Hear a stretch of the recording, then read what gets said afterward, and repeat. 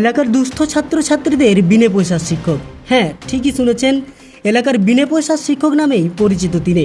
পেশায় বেলাতোর জামিন রায় কলেজে স্যাটের অধ্যাপক প্রভাত কুম্ভকার। সম্পূর্ণ ব্যক্তিগত উদ্যোগে বরজোড়ার জঙ্গল লাগোয়া ও হাতিপ্রবণ বঞ্চল, কালপাইনি, শ্যামপুর, হরিশপুরের মতো প্রত্যন্ত গ্রামগুলির ক্ষুদে পড়ুয়াদের শিক্ষাদানের দায়িত্ব নিজের কাঁধেই তুলে নিয়েছেন তিনি। প্রথাগত শিক্ষার বাইরে পড়ুয়াদের ভালো মানুষ হতে, মূল্যবোধের শিক্ষার উপর বিশেষ জোর দিয়েছেন তিনি। বর্তমানে প্রভাত কুম্ভকারের বিনে পয়সার পাঠশালায় ছাত্রছাত্রীর সংখ্যা 100 ছাড়িয়েছে। প্রভাত স্যারের এই উদ্যোগকে কুর্নিশ জানিয়েছেন অভিভাবকরা। হাতিপ্রবণ এলাকা হিসেবে চিহ্নিত এই গ্রামগুলিতে কোনো শিক্ষকই যখন পড়াতে আসতে চাইছিলেন না, সেই অবস্থায় বিগত কয়েক বছর ধরেই এই এলাকায় 4টি গ্রামে সম্পূর্ণ বিনে পয়সায় শিক্ষাদান করে আসছেন এই শিক্ষক, যা ব্যতিক্রমী বলেই অনেকে জানিয়েছেন।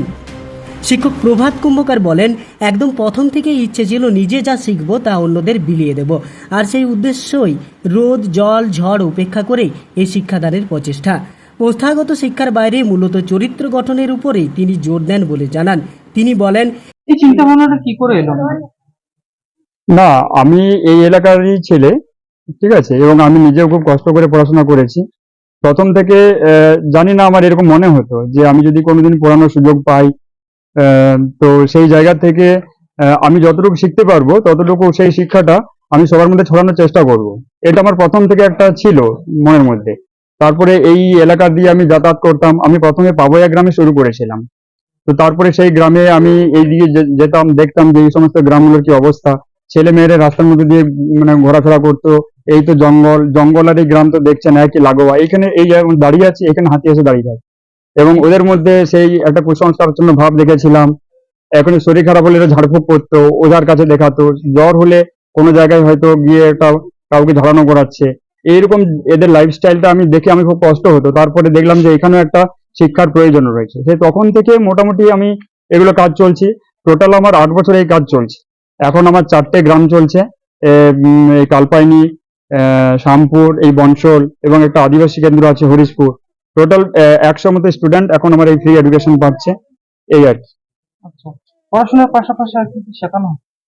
পড়াশোনা বলতে দেখুন, আমাদের এখানে একাডেমিক বা ওই মেশিনারি শিক্ষাটা এখানে প্রাধান্য পায় না। আমাদের হচ্ছে যে মানুষ হতে হবে, মানে আমাদের ভালো মানুষ চাই। আমাদের যেমন মানুষ কমে যাচ্ছে, আমাদের শিক্ষার মূল বিষয় হচ্ছে চরিত্র গঠন। এদেরকে আত্মবিশ্বাসী করে তোলা, এবং জীবনের সঠিক মানে সন্ধানটা এরা যেন প্রকৃত মানুষ হতে পারে, চরিত্রবান, হৃদয়বান এবং সুশিক্ষিত পেয়ে এরা যেন দায়িত্ববান বড় হয়ে সমাজের দেশে যেন সম্পদ হতে পারে, এরা এগিয়ে আসতে পারে। আমাদের একটা বিষয় হচ্ছে কি, এখন আমি খুব ভালো করে দেখেছি যে আমাদের প্রথমে সমাজে এখন পুরো চরিত্রের আকাল। এটা আমাদের স্বামী বিবেকানন্দের ভাবাদর্শ থেকে এখানে এই শিক্ষামূলক কাজগুলো করা হয়। তো আমার একটা জিনিস এদেরকে আমি বলি যে শুধু সামাজিক প্রতিষ্ঠাই তো বড় নয়, আমাদের যেটা প্রথম প্রয়োজন চরিত্র গঠন। শিক্ষা যদি মানুষকে সংযমী না করে, হৃদয়বান না করে, চরিত্রবান না করে তোলে, তাহলে অগাধ ডিগ্রি অর্জন করার পরে, একটা সামাজিক প্রতিষ্ঠা পাওয়ার পরে তারা শয়তানি করে বেড়াবে। আমাদের এইগুলো নমস্য লোকের অভাব হয়ে যাচ্ছে সমাজে। তাই এদেরকে আমি সেই শিক্ষাটাই যতটুকু পারি দিয়ে থাকি, স্বামী বিবেকানন্দের ভাবাদর্শে যে কেরিয়ার আমাদের প্রয়োজন, কিন্তু সেটাকে চরিত্রকে সঙ্গে ধরে, অর্থাৎ career with character is hero, career without character is zero. এটাই আমাদের মূল বিষয়। এই যে জঙ্গলের মাঝে টিউশনি করাচ্ছেন, যে কোনো মুহূর্তে তো হাতি আসতে পারে। দেখুন, আমাদের হাতি আসতে পারে বললে ভুল হবে, এখানে হাতিরই জায়গা এটা। পুকুরে যেমন মাছ থাকে। এই কষ্টের মধ্যে তাহলে কিভাবে টিউশনি করান? দেখুন, এটা আমাদেরকে জীবনের ঝুঁকি নিয়ে করতে হয়, আর আমাদের জীবনের ঝুঁকি এটা আমরা ভাবতে পারি না। কারণ আমাদের একটা জিনিস ভেবেছি যে আমাদের যদি মৃত্যু হয় বা আমাদের লেখা থাকে ভাগ্যে, তাহলে আমাদের ঘরে বসে থাকলে মৃত্যু হবে। কিন্তু যদি আমি নিজে অনেকবার হাতির সামনে পড়েছি। এই যে হাতির সম্মুখীন হচ্ছেন বারংবার, বা হাতির কারণে টিউশনি বন্ধ রাখতে হচ্ছে, এর পাশাপাশি কিন্তু বৃষ্টি জল ঝড় রয়েছে। দেখুন, এগুলো এই জায়গাতে তো কষ্ট করে টিউশনি করতে হচ্ছে।